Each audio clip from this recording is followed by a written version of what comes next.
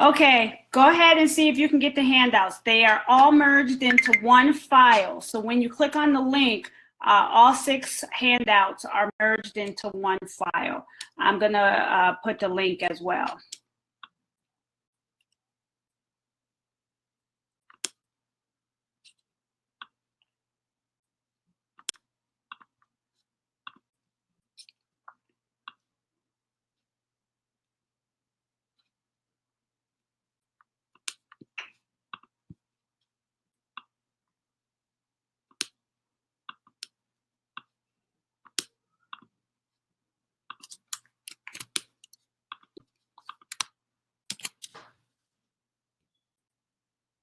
All right, you should be able to get all click on that link and you all should get the handout.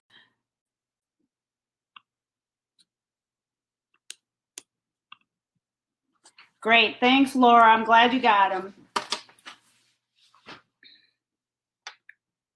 I apologize, everyone. Let's see. Beverly, did you get them?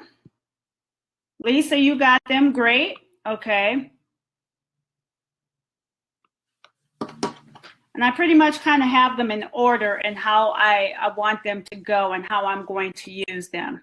Got them. Great, Ashley. Wonderful. Madeline, just want to check and see if you got them. Use the link I just sent. Use this link, Madeline. I just sent the link. Click on that link. It's not an email, it's the link.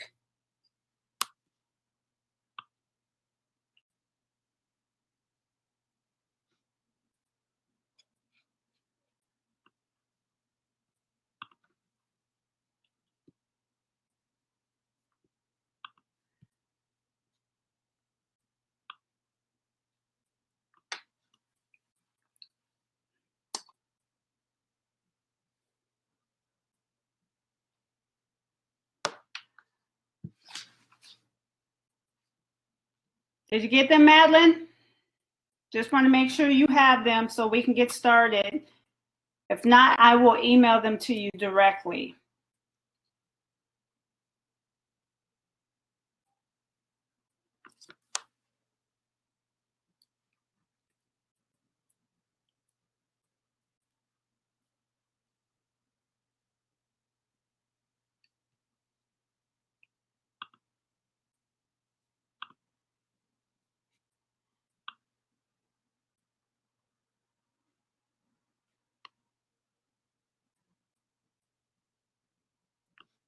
Okay, now that we have the kinks out, thank you, everyone. I'm just going to check just to make sure everybody got them.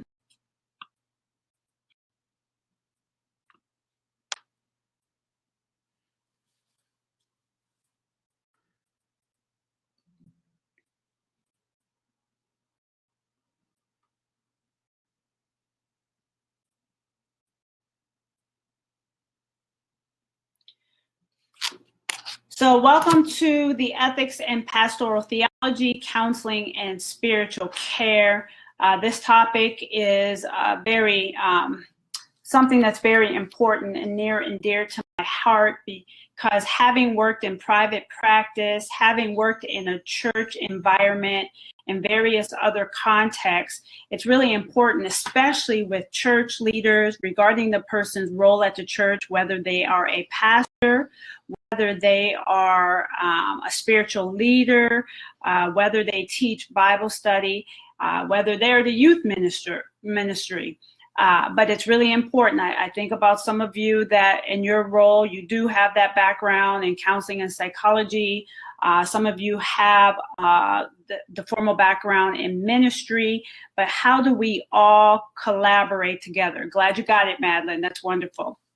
And one of the things that I found out in my research and in my training is that we all, regardless of our roles, have to make sure that we are ethical in our ministries, ethical in the work that we do with our congregants, but also ethical as professional counselors. And then there are some people that have a dual role have a background in both and trained in license in counseling, psychology, or social work, marriage and family therapy, but also have that ministry background. So this webinar is just to really talk about the ethics, the legal piece that's behind it, how to make sure that our number one ethic is loving the individuals that we're working with and caring for those individuals. And so I wanted this webinar to be a collaboration of individuals from a variety of backgrounds because the topic really attends to all of us. So as you saw on the sign up, the webinar increase your knowledge of the professional codes of ethics and ethical principles and code of conduct for each respective helping discipline. And I am talking about helping disciplines as those who are pastors, those who engage in spiritual care, those who are clinicians, and regardless of the setting that they're working with. We're going to increase your knowledge of the essential elements for ethical counseling practice within secular, spiritual, religious, and faith-based organizations. Increase your knowledge of the 5 moral principles that are viewed as the cornerstone of the helping professionals' ethical guidelines. And what's really interesting, as I really analyzed those moral principles, even though they come from the field of psychology and counseling, really they can be backed up by scripture. So everything that we do as psychologists, clinicians, is really backed up by scripture. And it was back in the day, actually, that theologians, philosophers, and counselors were all lumped together in one group, and the groups were separated because psychology wanted to be more evidence-based, and there was a question about how could there be evidence-based with scripture and biblical foundations. And so those two disciplines separated, but actually now in the 21st century, they're coming back together. We're going to increase your knowledge of the process of resolving ethical issues using a 7-step ethical decision-making model. There is not a time that we're not going to be faced with an ethical dilemma, whether it is a dilemma in the church, whether it's in faith-based organizations, whether it's in some ministry. So how do we resolve this ethical dilemma, and what are the steps? We're going to understand ethical issues in counseling, including the spirituality and religion in the counseling relationship, confidentiality, informed consent, clients' rights, boundaries, issues, multiple relationships, documentation. We're going to learn skills and techniques with applying the ethical decision-making model to case studies with ethical dilemmas, and we're going to talk about self-care strategies. So the first step in your handouts is you should have had a pre-test. It's a pre-test, post-test. This is designed, you don't have to turn it in, you're not going to get graded, but just to kind of give you some things that we're going to talk about, see what you know. Circle the best answers, and I think that's really important. There might be more than 2 answers, but I want you to circle the best answers. Then we'll go through the presentation, and then we'll go back to the post-test and look at the answers and see how you did. So there's 12 questions. I am going to give you about 5 minutes to complete that pre-test.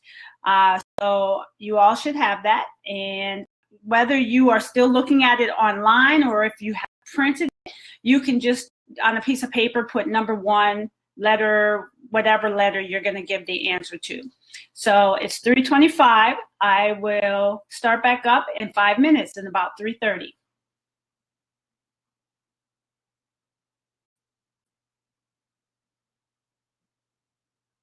And I see the chat box and the question box while I'm presenting. So if anybody ever has any questions while I'm speaking, I can't see your hand raised, but I can definitely see your question or your chat. And remember, the chat is public, where all of you can see it, whereas the question is more private and directly sent to me.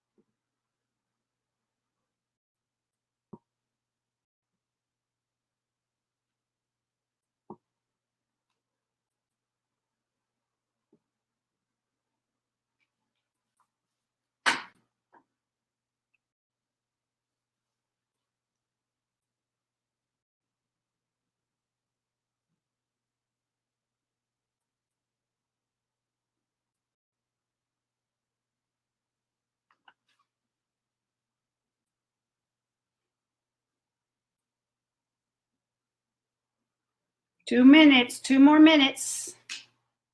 Dougie Fresh used to say, 2 minutes. Got your message, Madeline. Not a problem.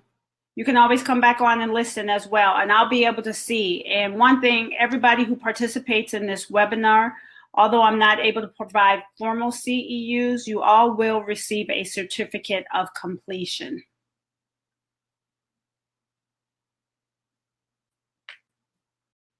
So this is definitely something you can include in your portfolio, put on your resume.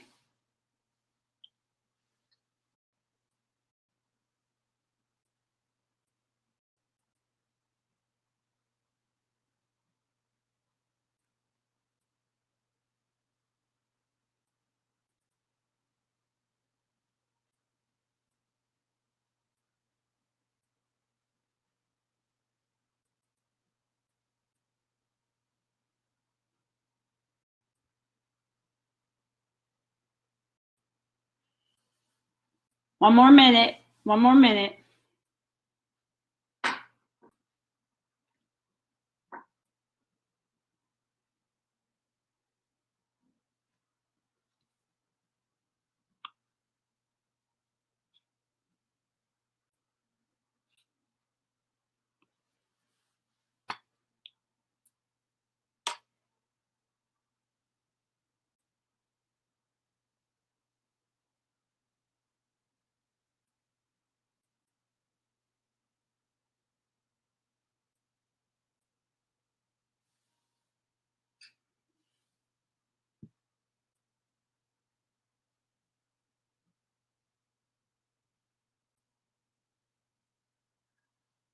Okay, we're going to get started. You can continue to answer them, and then we'll come back again at the end with the post-test.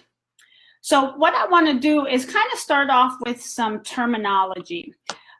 So when we talk about counseling terminology, the word counselor is actually in Scripture. It's in both the Old Testament, and there is, although it's not the word specifically in the New Testament, it gives the characteristics and description of counselors, which I'll talk about in a minute. So in Isaiah 9:6, for to us a child is born, to us a son is given, and the government will be on his shoulders, and he will be called Wonderful Counselor.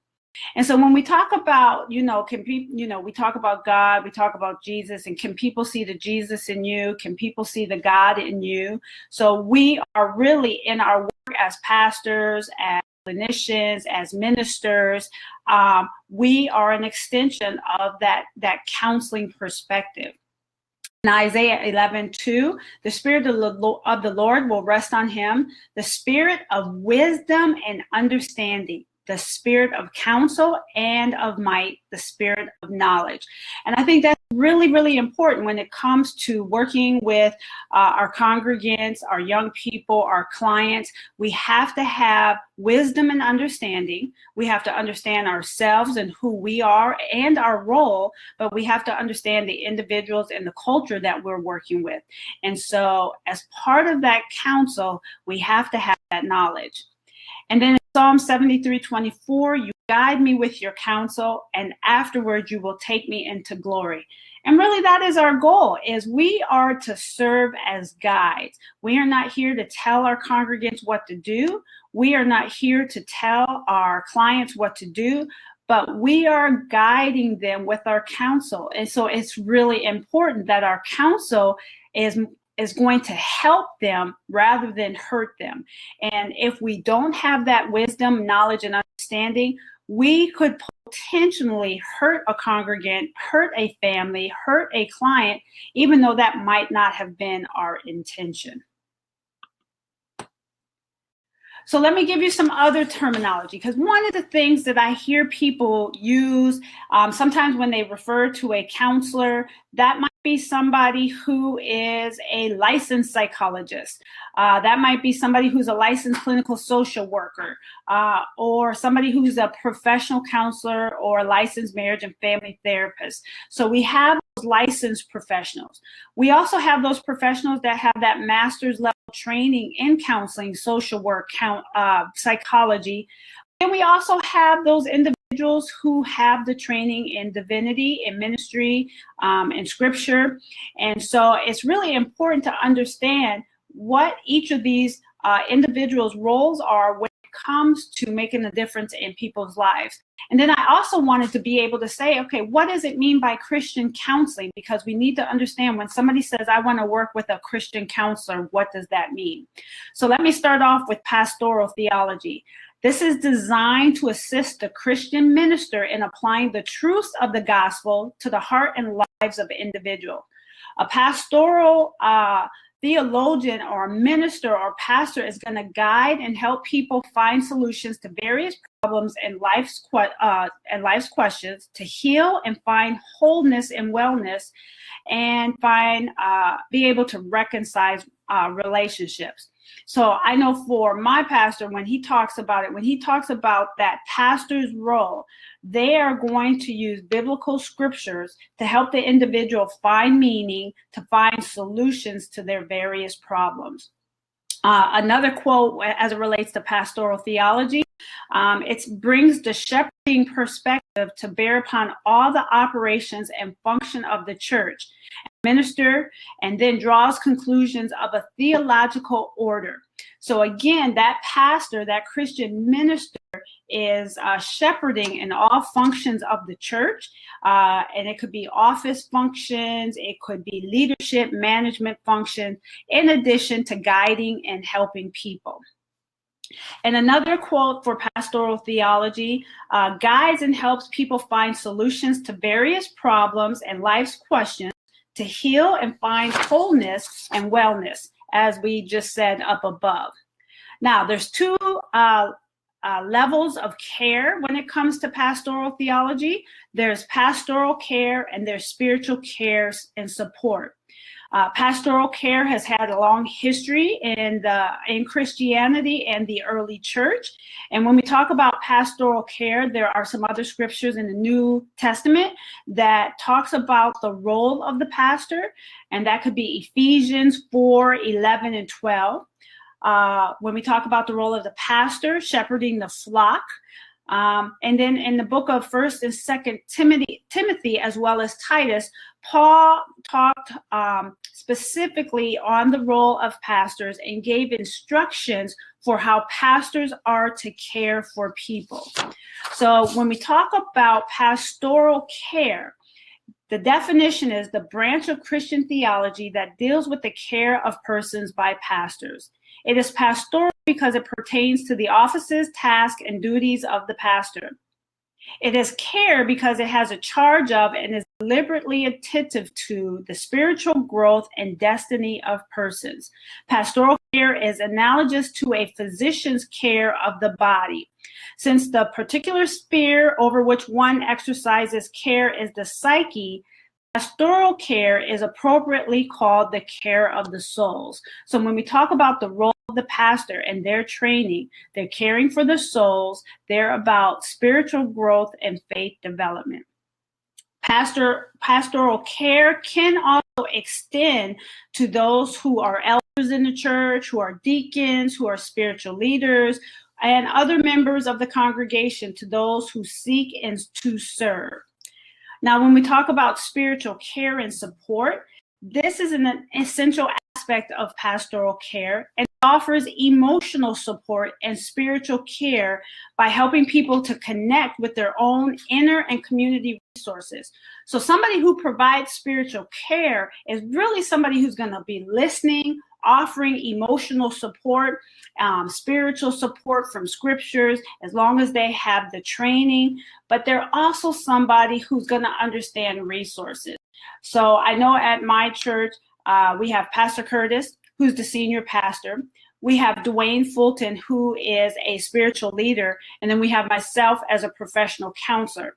One of the things that we developed was a case study where it showed the progression from an individual congregant who met with Dwayne, who is a spiritual leader.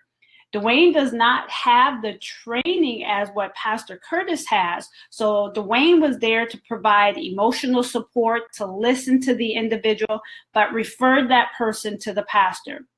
The pastor then met with the individual to focus on the care of the soul, faith development. But one of the things we say is sometimes people may not be able to develop their faith until they deal with some emotional and mental health issues or stressors that are going on in their lives. So oftentimes my pastor then will refer an individual to counseling so that they can deal with any of the brokenness that's causing them to not be able to focus on their faith development and grow spiritually and mature spiritually in the body of Christ.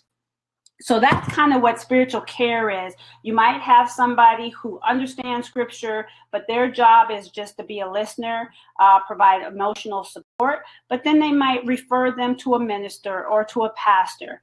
And then if that minister or pastor does not have the training in counseling, psychology, social work, marriage and family therapist, then they're going to refer to somebody who has that formal training. The formal training is any licensed clinical mental health counseling professionals. Every state is different in terms of their requirement, but most states require a master's degree and supervised experience. But the licensed professionals, whether it's, again, licensed clinical social workers, professional counselors, psychologists, they're concerned about pathology. You know, oftentimes people want to know, where does the depression come from? Depression can be situational, but depression can also be a biological, environmental, genetic. And so we have to understand that when somebody might be coming in with depression or schizophrenia or bipolar disorder, to give an example, we have to understand lifespan human development. How is someone supposed to develop over time across their lifespan? What is considered adaptive development, adaptive healthy development versus maladaptive? And then we're talking about social development. What is the impact of the family environment? What is the impact of the community environment on that individual or that family's development?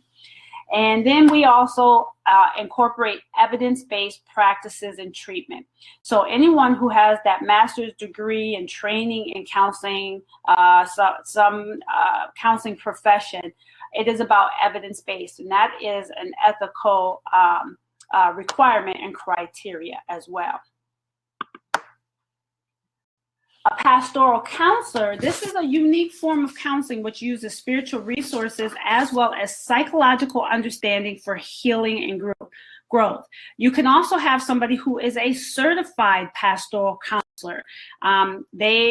Certified counselors, pastoral counselors, are licensed mental health professionals who have also had in-depth religious and or theological education or training. So when we talk about that pastoral counselor, it is somebody who is licensed, who also has the training in ministry. So you might have somebody that has a master's in divinity and a master's in social work who has gone on to get licensed. And so that person kind of has a dual role.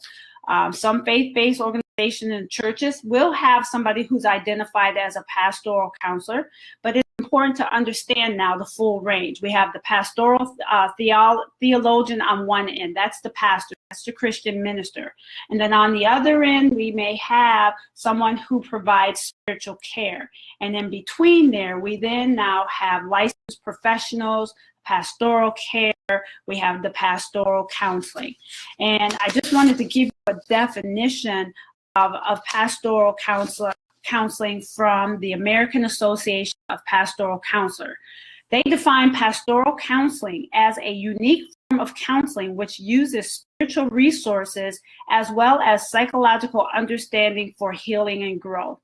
Certified pastoral counselors are licensed mental health professionals who have also had in-depth religious and or theological education or training. So again, now we can help those individuals, those congregants, with understanding what is the role of the Christian minister.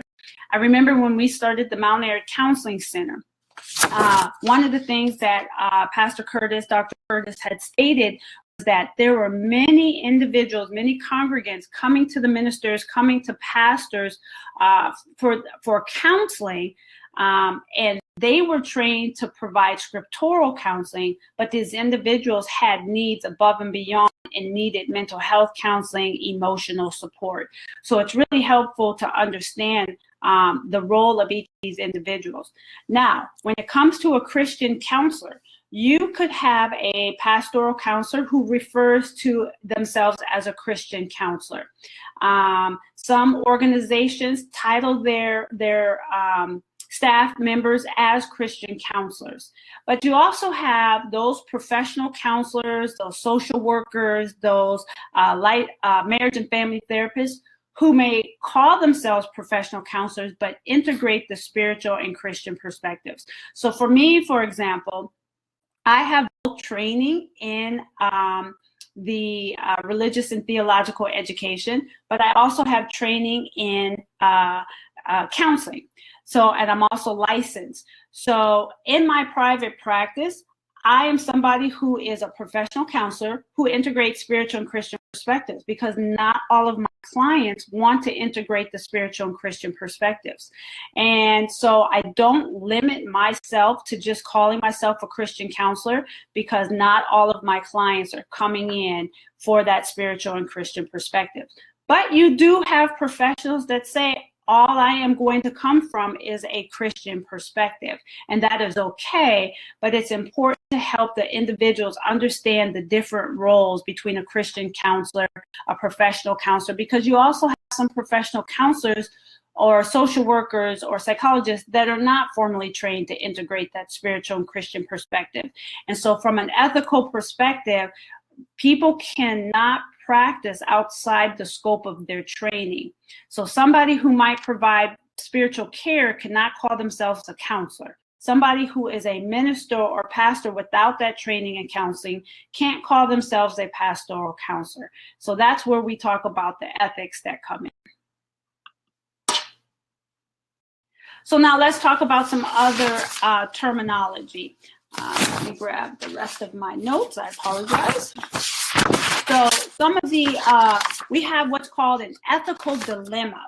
An ethical dilemma is a circumstance or an issue that confuses you, could be the counselor, it could be the minister, because there are competing or conflicting ethical standards. What do I do? Who do I disclose this to? Can I disclose this?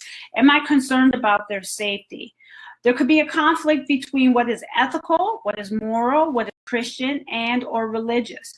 I often hear sometimes where individuals in the church will say, well, I just cared about them, so I disclosed this to someone. Well, we got to also think about all of us who work in a church. We are bound by confidentiality and privacy. And so now, are we being ethical ministers or spiritual leaders? An ethical dilemma is a situation where the complexities make application of ethical standards unclear. And when we talk about ethics, there are Christian and religious ethics. So we could have a dissonance between Christian ethics, religious ethics, and what codes of ethics, professional codes of ethics say. And ethical dilemma is some other circumstance that prevents a clear application of standards. And one of the things we all know, we weren't designed to be in this world or be on an island alone. And so when it comes to an ethical dilemma, you don't have to solve it alone. And so that's where it's really important to know that you can consult with other professionals, other people, before you resolve that ethical dilemma. Ethics is a philosophy that refers to theories of acceptable behavior, right conduct, good life. Now, here's the thing that's really key. When we talk about ethics, these are theoretical perspectives of what's acceptable behavior, what is right conduct, what is good life. But we also have to remember that although there might be this acceptable behavior, codes of conduct, right conduct, good life, not everybody adheres to those same definitions. So when we talk about moral principles in a minute, we have to remember, is everyone coming from the same definition of what it means to be acceptable behavior, what it means to be right conduct? So that's where those ethics come in. When we talk about philosophical ethics, this is the ethics of what's good, right, and worthy. These have to do with virtuous standards and characteristics, behaviors, that what's good. And again, we have to be careful, because how I define good might not be the same way my client defines good. So I have to make sure that I am not judging my clients, and I am not counseling my clients or ministering to my clients from where I'm come from, because they may not have that same experience. When we talk about professional ethics, those are those codes of ethics or standards of practice by a professional organization. So for example, the American Psychological Association has codes of ethics. So anyone who's a licensed psychologist have to adhere to those codes of ethics. I am a professional counselor. I'm licensed in the state of Pennsylvania. I am a nationally certified counselor. So I have to adhere to the codes of ethics based on the state of Pennsylvania and the licensing board. Because I put the initials NCC after my name, I have to adhere to the National Board of Certified Counselors Codes of Ethics. And I'm also a member of the American Counseling Association. So I have to adhere to those professional codes of ethics. Now, we also may have some individuals who are members of the American Association of Christian Counselors. Those are members of the church or faith-based organizations that range from the pastor all the way down to somebody who provides spiritual care.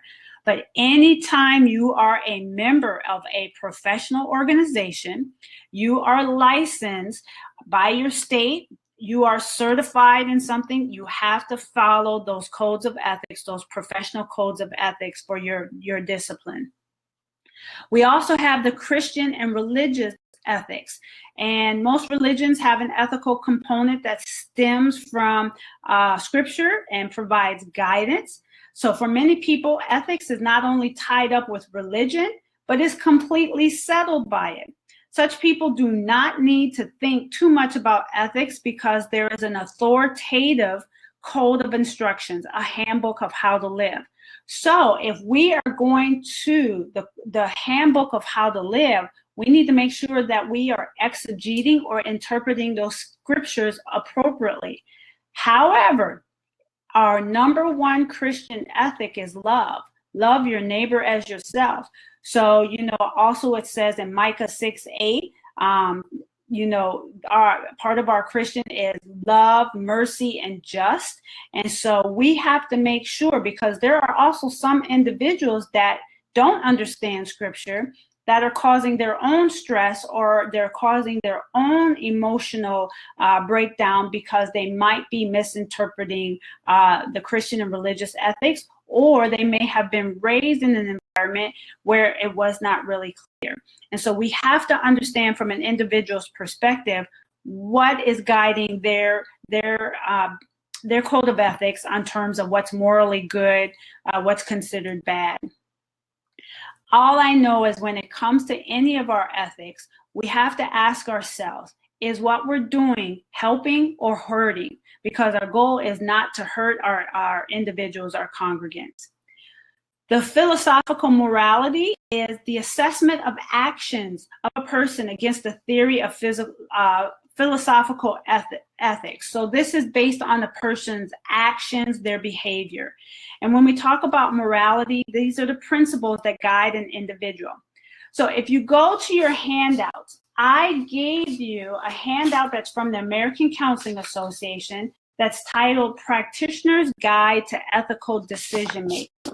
And in that guide, that is providing this idea of where professional codes of ethics are coming from. So I talked about, American Counseling Association, American Psychological Association, National Association of Social Work. So if you're a member of any of these professional organizations, that's what guides your professional ethics. We also have to understand what is the institutional or organizational policy. So now you may have to go back to your church, your agency, your place of employment, and find out what is their policy for managing ethical dilemmas.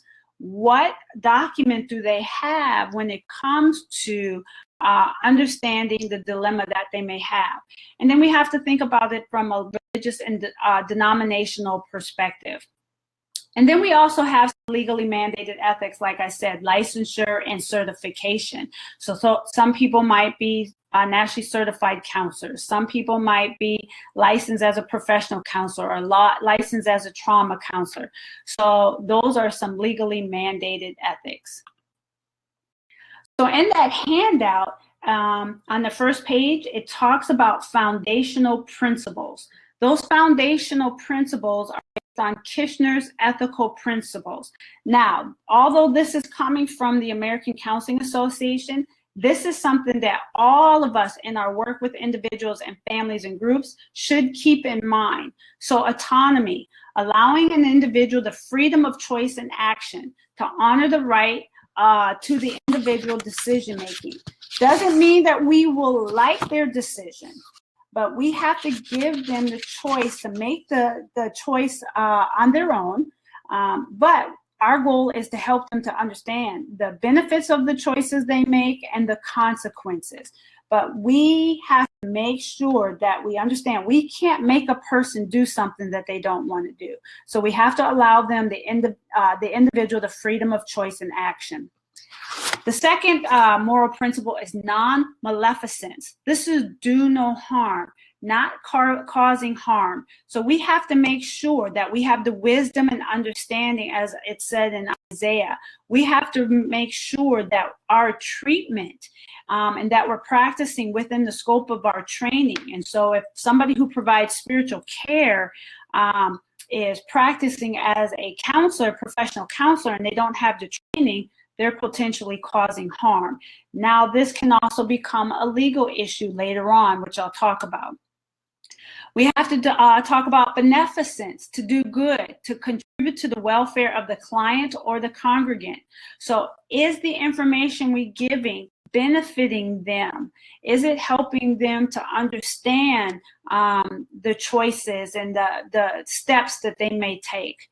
We also have to be just. Be just is to be fair and not treating all individuals the same. It's not a one size fits all. So what I do with one individual that I may be ministering to or counseling, it may be different for somebody else because I have to understand that person holistically. And then when we talk about fidelity, loyalty, faithfulness, and honoring commitments. So if I'm somebody who's just providing spiritual care and I say, I am going to find somebody I can refer you to, we have to make sure that we honor our commitment and make sure that we are getting them assistance because somebody who does spiritual care is connecting to those community resources. So in that handout, it gave you a breakdown even more in depth on those moral principles, Kirchner's moral principles. So now let's talk about ethical standards. And for the purpose of this presentation, I'm going to refer to codes of ethics from the American Counseling Association and the American Association of Christian Counselors. However, we could also generalize. I went through all the codes of ethics for social workers, for marriage and family therapists, for psychologists, and they're pretty much very similar. When I was mentioning about the American Association of Christian Counselors, this is the entire community of care. Like I said, it ranges from pastors all the way down to those who provide spiritual care. It includes lay church members. It includes those who are licensed clinical mental health professionals, and it includes individuals who might not have any formal training in counselors. The intention of the American Association of Christian Counselors is to equip clinical, pastoral, and lay caregivers with biblical truth and psychosocial insights that minister to hurting persons and help them move to personal wholeness. Interpersonal competence, mental stability, and spiritual maturity. And again, it's based on biblical truth. Now, I have heard some individuals who struggle because they want to be a member of the American Association of Christian Counselors, but they also want their license and they have to adhere to their codes of ethics for the state, or they are members of the American Counseling Association. There are some codes of ethics that might be opposite of each other from the American Association of Christian Counselors, and that of APA or ACA. So I know that there's a professional that I was working with at a university. She really struggled because she's a licensed professional counselor. She knows what the American Counseling Association's codes of ethics state, but she really truly sees herself as a Christian counselor who just really adheres to biblical truth. And so there's some things in the codes of ethics with American Counseling Association that goes against her beliefs. So she has chose not to practice under the auspices of the American Counseling Association, and only is coming from a biblical truth perspective. Oh, I'm sorry, let me go back. So, welfare of those being served. These are codes of ethics. The primary responsibility of counselors, as the American Counseling Association states, is to respect the dignity and promote the welfare of clients. The American Association of Christian Counselors say, we promote the welfare and protect the dignity and fundamental rights of all individuals, family groups, churches, schools, agencies, ministries, and other organizations with whom Christian counselors work. So it's very similar when it comes to the welfare of those served. So part of our role in our ethical standards, regardless of whether we're licensed, a pastor, a minister, somebody who is just engaging in spiritual care, the primary responsibility for all of us is to promote the welfare and protect the dignity of the individuals, families, and groups that we're working with. Confidentiality and privacy. This is so important. I was at a conference last year that was primarily pastors and church leaders, and I was amazed at the percentage of lawsuits that have increased because of church leaders' lack of understanding of ethical standards. So I would even say in our church, part of Pastor Curtis's philosophical approach and requirement is that pastors and ministers cannot provide more than 3 sessions of counseling. After that, if they need more, that they are to be referred to the counseling center, just to be able to manage the ethical and legal standards, because lawsuits have really increased tremendously, especially when it comes to confidentiality and privacy. So the American Code of Ethics say counselors recognize that trust is a cornerstone of the counseling relationship. Counselors aspire to earn the trust of clients by creating an ongoing partnership, establishing and upholding appropriate boundaries, and maintaining confidentiality, except when there's a concern about that person's safety, emotional safety, physical safety, psychological safety, or the safety of someone else. So we have a duty to protect, and so part of our duty to protect is that if we have enough information after consulting that we're concerned about somebody's safety, then we would need to break confidentiality. But we discuss these things up front. When we engage in a counseling relationship, we talk about what is confidentiality and what is privacy. The American Association of Christian Counselors say that Christian counselors maintain client confidentiality to the fullest extent allowed by law, professional ethics, and church and organizational rules. And I will say, you know, when in 2008, we did a needs assessment at my church. And one of the concerns we found from that needs assessment is that congregants had concerns going to pastors and ministers because of that confidentiality and privacy. So it's really important for whatever a person's role is, they need to talk about that confidentiality and privacy up front with the individuals they're ministering to, as well as counseling. Privileged communication. This is key. American Counseling Association, counselors communicate the parameters of confidentiality in a culturally competent manner. So let me give you an example of privileged confidentiality or privileged communication. If I am doing couples counseling, I consider that couple as one. However, if I then start seeing them individually, now they're considered two.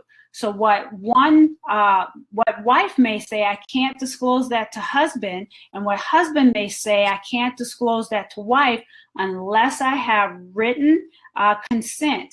So that is where that privileged communication comes in.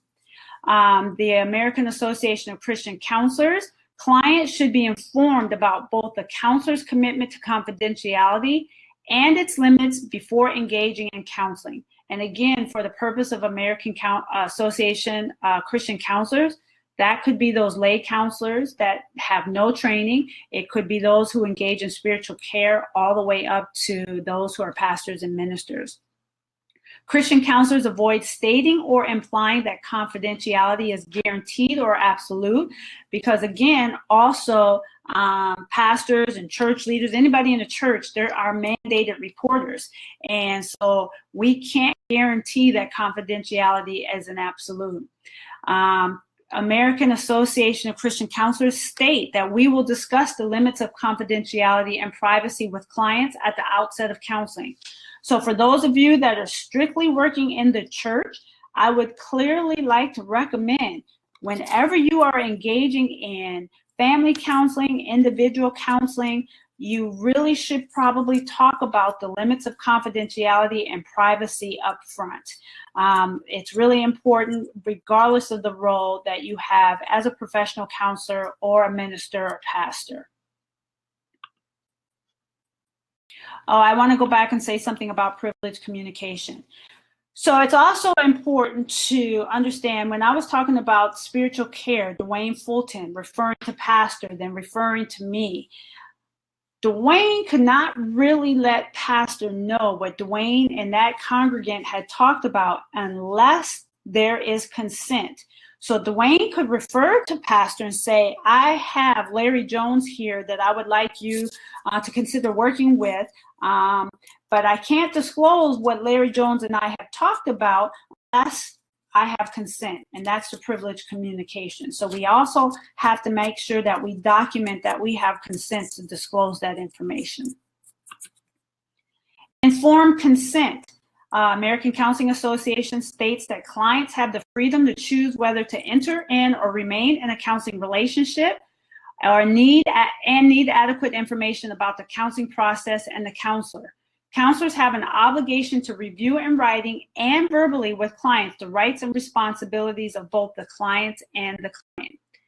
And then the American Association of Christian Counselors state that they secure client consent for all counseling and related services. This includes video, audio taping of client sessions, the use of supervisory and consultative help, the application of special procedures and evaluations, and the communication of client data with other professionals and institutions. So it's really important that you have informed consent, that you have something in writing, that you're engaging in this relationship. It's just going to help to protect you as well legally later on. Professional responsibility, competence, and boundaries. This is so key. I cannot tell you how many people that I hear are referring to themselves as Christian counselors or counselors, and they don't have the training. And so that's why it was important for me to give you that the terminology up front.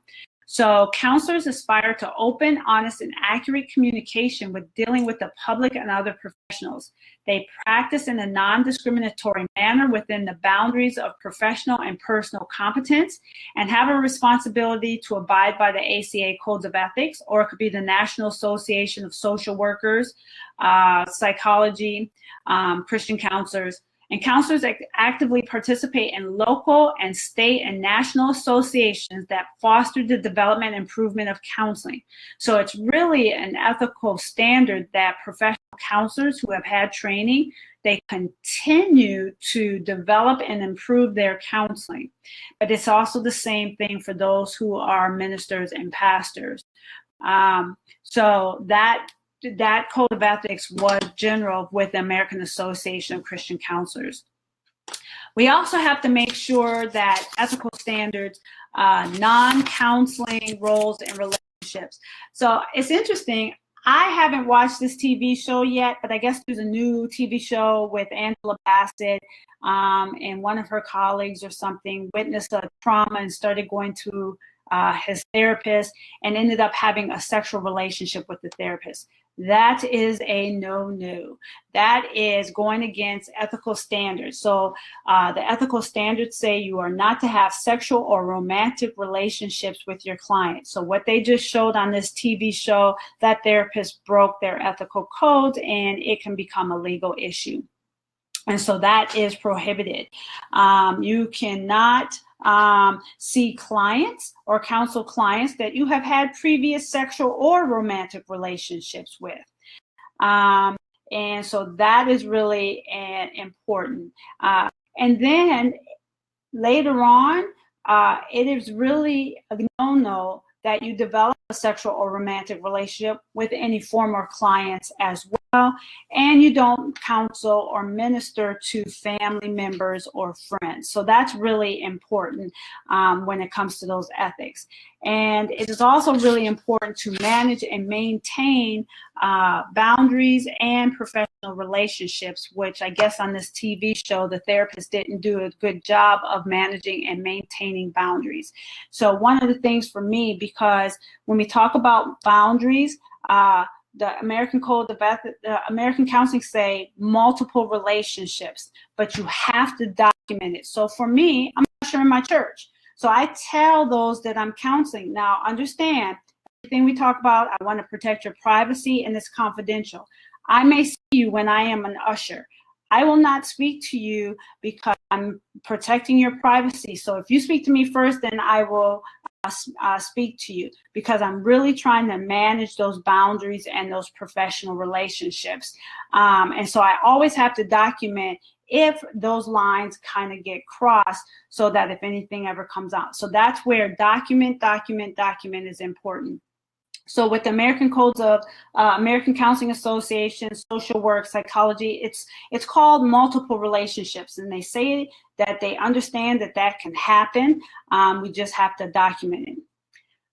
The American Association of Christian Counselors, they refer to it as dual relationships. Dual relationships involve the breakdown of proper professional and ministerial boundaries. A dual relationship exists when two or more roles are mixed in a manner that can harm the counseling relationship and or therapeutic process. This includes counseling as well as personal, fraternal, business, financial, sexual, romantic relationships. Not all dual relationships are necessarily unethical.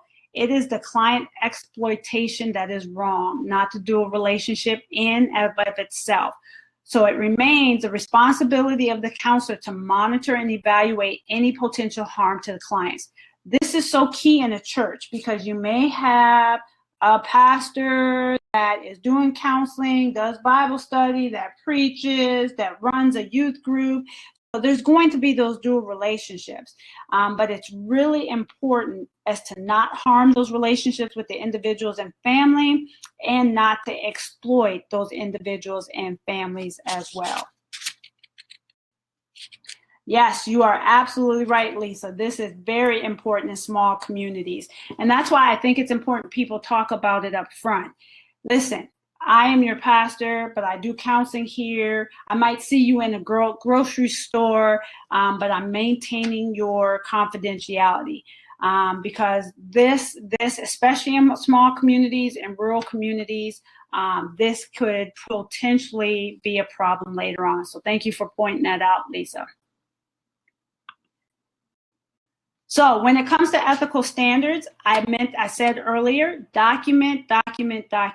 One of the things that I carry in my book bag wherever I go is my journal. So if I'm not documenting information in a client's file, I'm just making notes for myself. I write everything down, so if I have to go back to it. We also have to understand multicultural issues, values, spirituality, and religion. So I'm going to work backwards. I gave you a handout that's front and back, I believe, but it's the competencies for addressing spiritual and religious issues in counseling. And one of the things that's really important for all of us under counselor self-awareness is that we, as ministers, as counselors, have to explore our own attitudes, values, and beliefs about spirituality and religion, because we're not going to be able to help somebody else if we don't understand where we are as well. So we have to understand the influence of our own spiritual and religious beliefs and values on the client and the counseling process. But that we also have to understand what spirituality and religion mean to those individuals we are ministering to or counseling. Everybody is on a very different developmental stage when it comes to their faith. And so we have to make sure that we are aware of who we are, but we have knowledge of the individual and where they are. And we have to meet them where they are, not where we want them to be. I think it's really important to understand. I have somebody that said to me, who's been raised in a spiritual and religious family, but as an adult right now, they don't want to have anything to do with religion. So we can't make that assumption that just because somebody is raised in that family that they are religious as well, and we have to meet them where they are. We also have to remember that there could be some people who are spiritual and not religious. Spirituality for some is making meaning and finding meaning, and it could be a higher power. For this individual who was raised in a religious family, for that person, what's spiritual to them is their family. We also have people that are religious but not spiritual.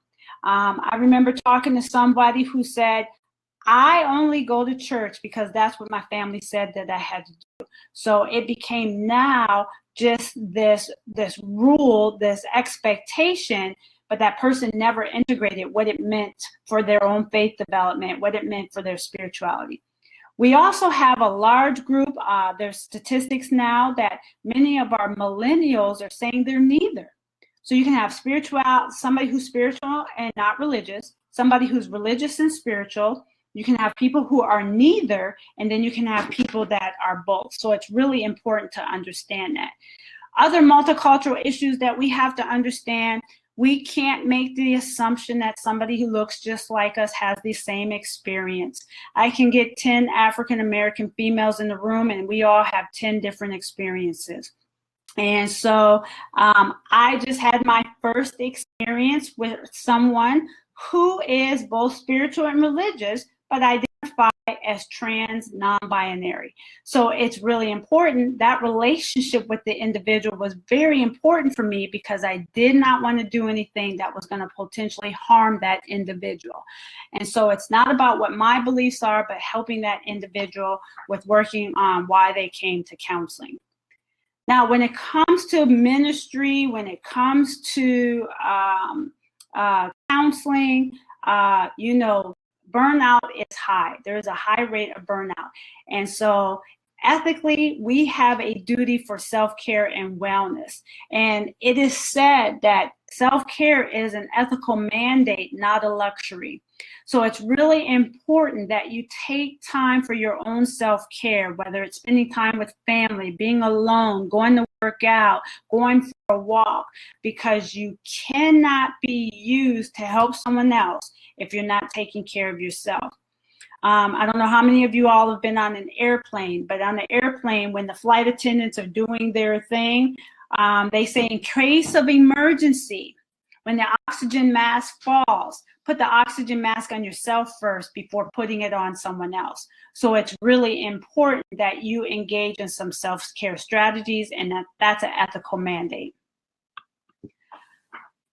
So some common legal concerns, understanding the differences between ethics and law. And when we talk about law, it's important that you understand constitutional law, you understand common law, statutory law, case law, criminal law, because we don't want to do anything that's going to cause us to have a legal issue.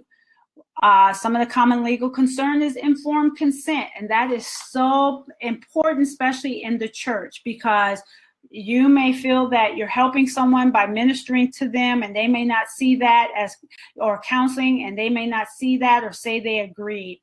Confidentiality, privileged communication, and records is a common legal concern. Harm and threat to self. So this, the suicidal ideation rates and the suicidal rates are very high. And so we have to make sure that we understand when we have to break confidentiality, because when we talked about what is said in Isaiah, we have to have wisdom. And I always say, err on the side of conservative.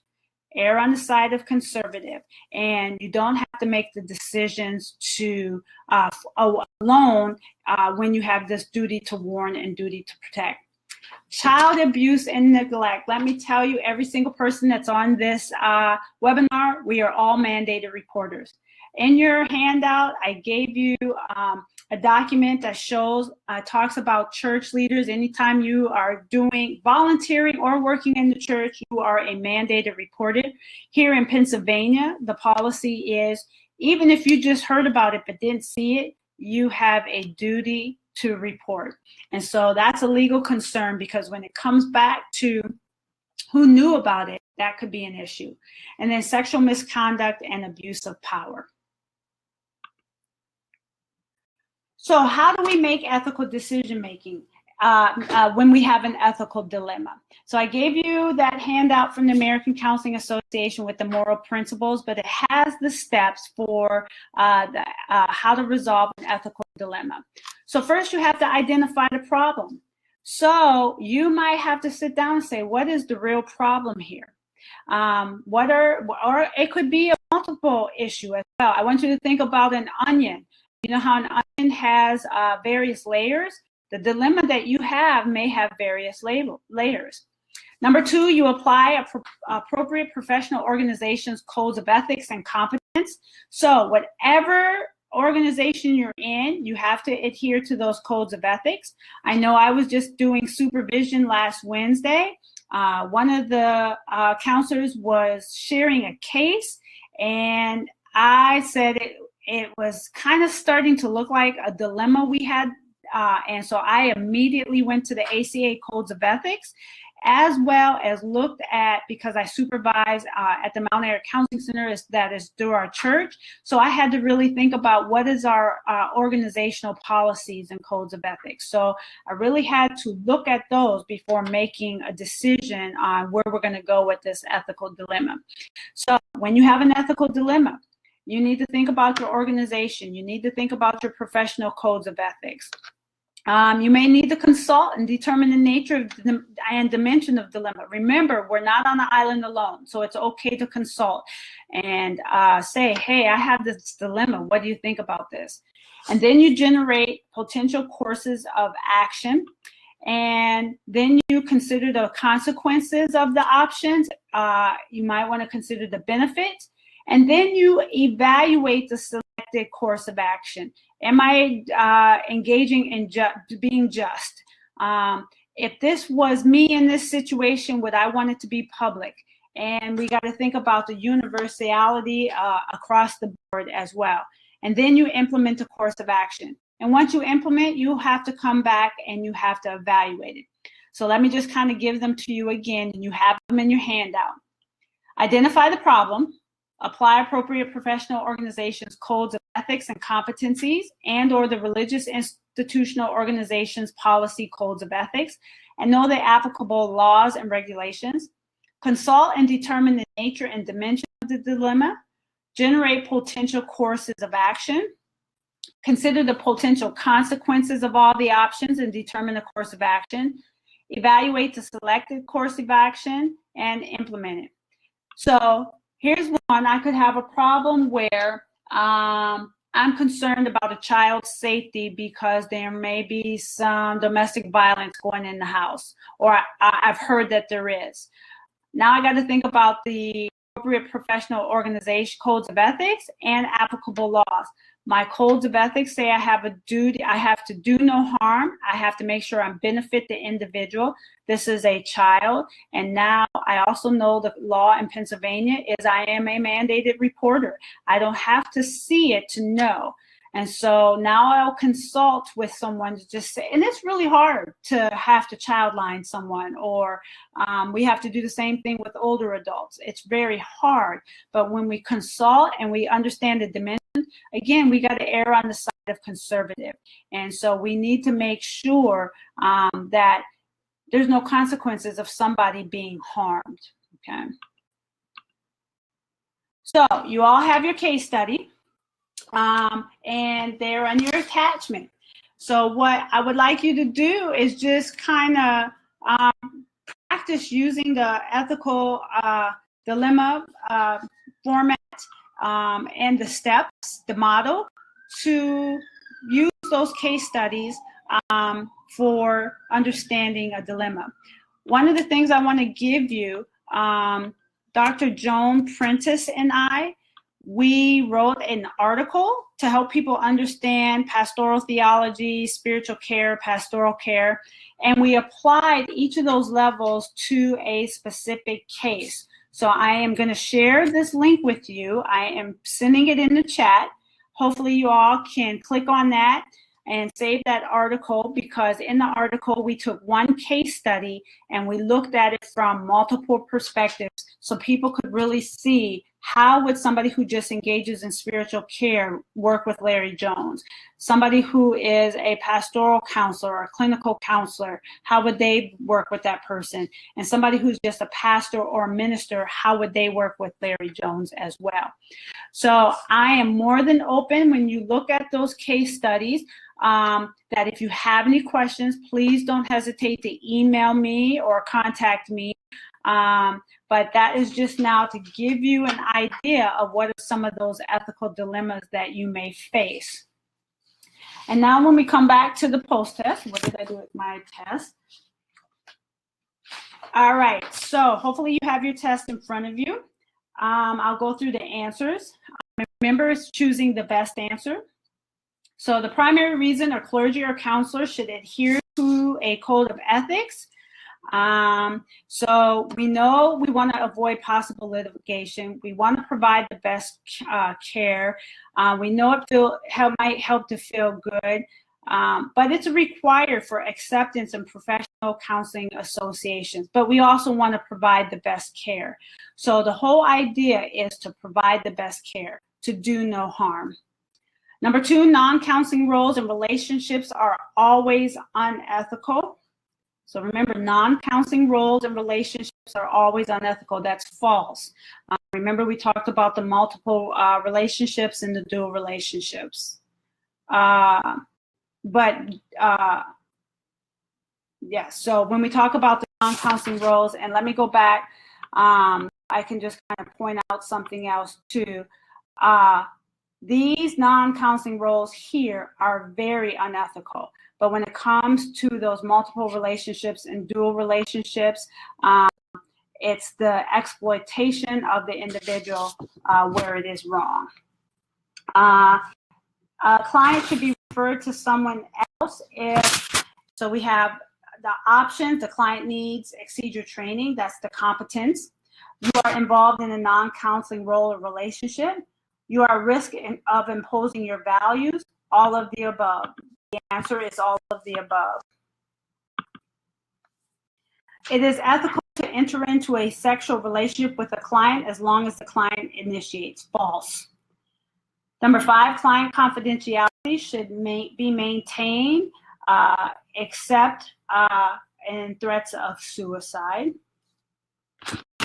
Number 6, it is recommended, and I didn't say this one, it is recommended the clergy without training and certification refer clients to another professional when the areas of treatment are beyond their ability within, and it's 3 sessions. And I got that from my pastor in terms of really pastors who don't have that training should not be doing more than 3 sessions of counseling.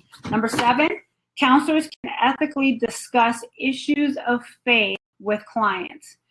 False. If they don't have that formal training with them, then you don't want to practice outside the scope of your training. So if you don't have training and understanding issues in faith, if your client brings it up, we have a duty to say, that's beyond my scope of training. Number 8, helping professionals who work with culturally diverse groups without having cross-cultural awareness, knowledge, and skills can be said to be practicing, are probably guilty of unethical behavior, because we all are multicultural competent church leaders, counselors, and clinicians. And so we need to have that awareness, knowledge, and skills. Number 9, helping professionals who counsel clients whose sex, race, age, social class, or sexual orientation is different from their own. Need to understand the differences between their clients and themselves. They could also practice unethically if they do not consider cross-cultural factors. And they're not going to be, so number 9 is letter C, the best answer.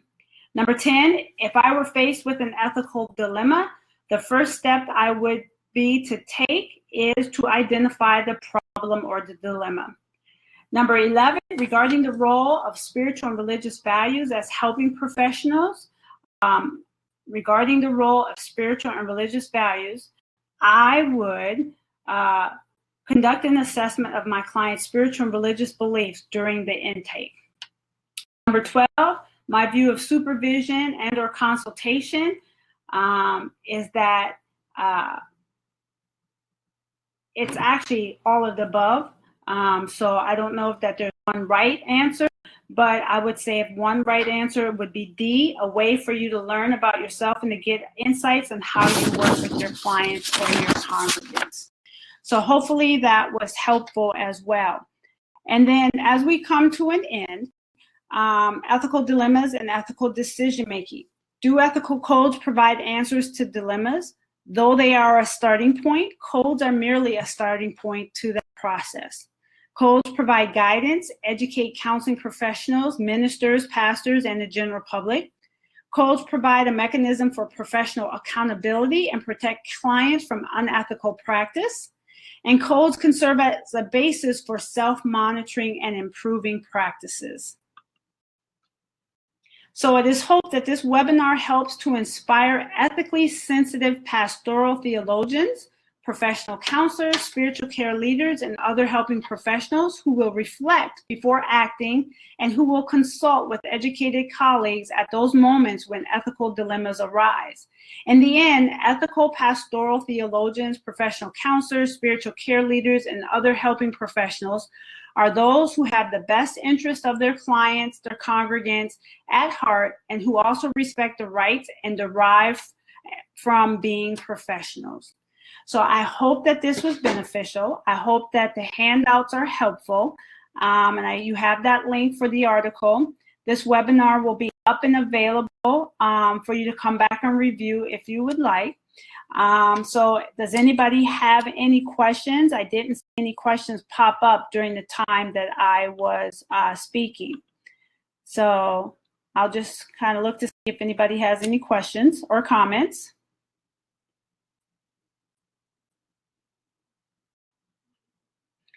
And you can always email me directly. Thank you, Madeline. I appreciate it. And if you have any questions afterwards, just let me know. So thank you all. You will be getting a link for an evaluation. And once I get your evaluations, I will send you a certificate for completion.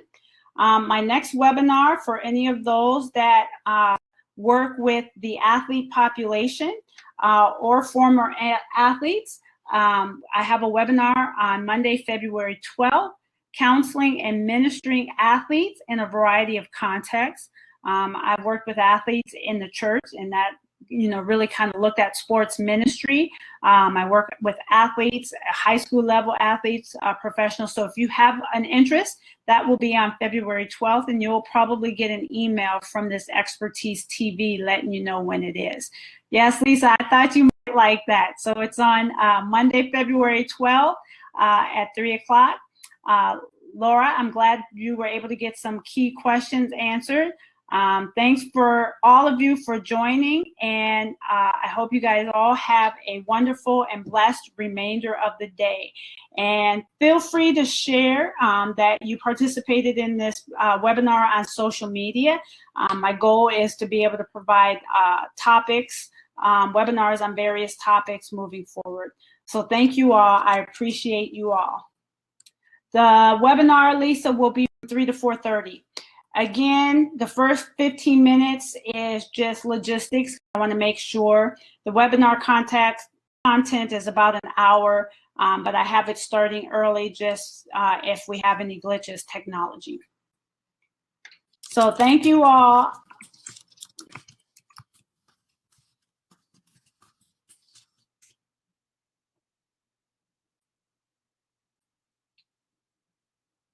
Have a good rest of the day. Blessed rest of the day.